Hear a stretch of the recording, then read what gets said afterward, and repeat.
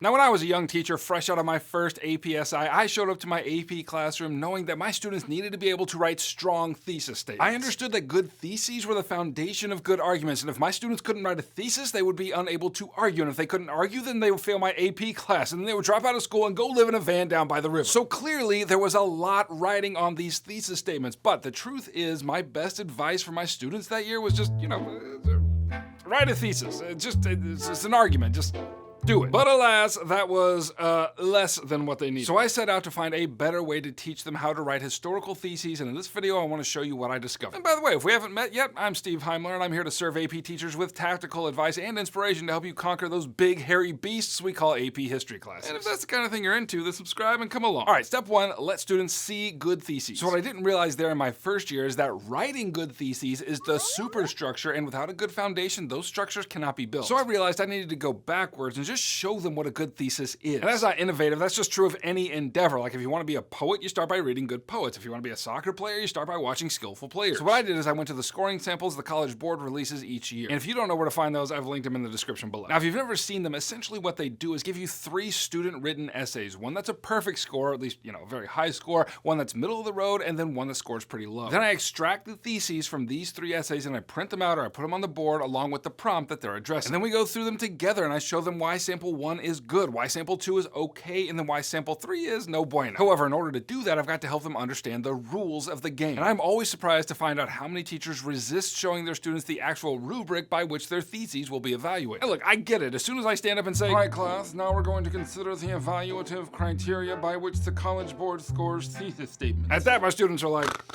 but trust me, this is worth it, and find a way to spice it up if you can. So all I have to say, they have to know 2 rules. Number 1, a thesis must be a historically defensible claim. And number 2, it must establish a line of reasoning. So let's take those one at a time. What is a historically defensible claim? It essentially means that the student must take a position. I tell my students that their thesis is only historically defensible if someone can disagree with it. The English Civil War was fought primarily for religious reasons. Now, that is something a person could disagree with. This guy over here says the English Civil War was fought primarily for political reasons. Andrew Jackson's motivation for signing the Indian Removal Act were benevolent. Arguable. So that's what it means to write a historically defensible claim. And side note, it also means that the thesis has to be located somewhere in the neighborhood of truth. Andrew Jackson cannot be blamed for the injustice of the Indian removal policies because we're all jacked into the matrix and we're just doing the will of our robot overlords.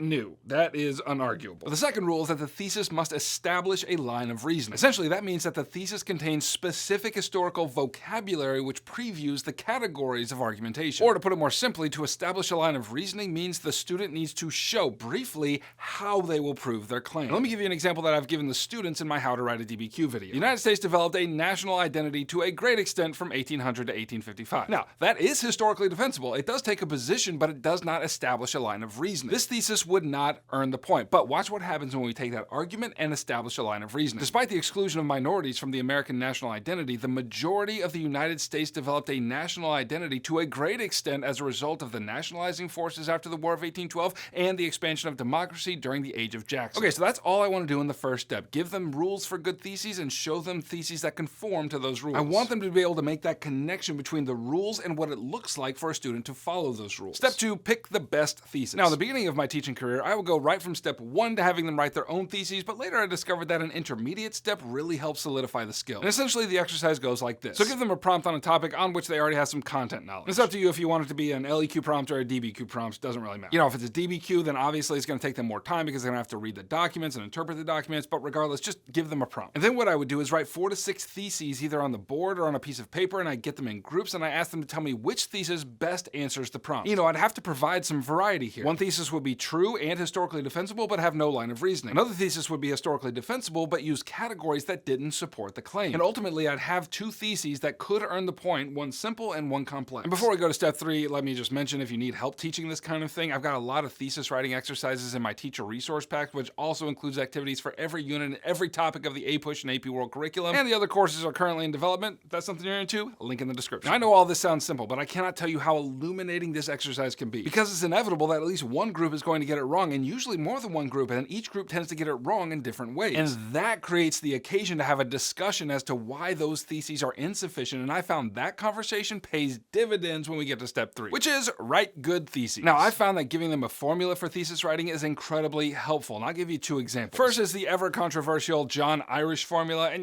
teachers either love it or they hate it, but here it is. Although X, because A and B, therefore Y. In this case, X is the counter argument, A and B represent specific historical evidence, and Y equals your argument. And I'm sure to be clear with them not to get hung up on the exact wording of this formula. Just use the principles and make it sound like good English. Now, the upside to this formula is that it is complex, but the downside is that it's complex. What I mean is a handful of students will be capable of creating complex arguments, and this formula will help them do so. But for the rest of the students, it might just confuse them, and since it's way more than they need to earn a thesis point, then the second formula might be better, and it goes like this. Restate important parts of the prompt because A and B. That's very simple, and yet it contains everything they need to satisfy the requirements for the point. So once I started breaking down the process of thesis writing into manageable steps for my students, I'm happy to report that they improved significantly, and not one of them is currently living in a van down by the river. Now, sourcing documents is another difficult skill to teach, and so if you want some help there, then this video is where you need to go next. And you can click right here to check out my teacher resource packs, which are going to help you teach the content and skills of these courses without losing your mind. So thanks for hanging out. I'll catch you on the flip-flop. Heimler out.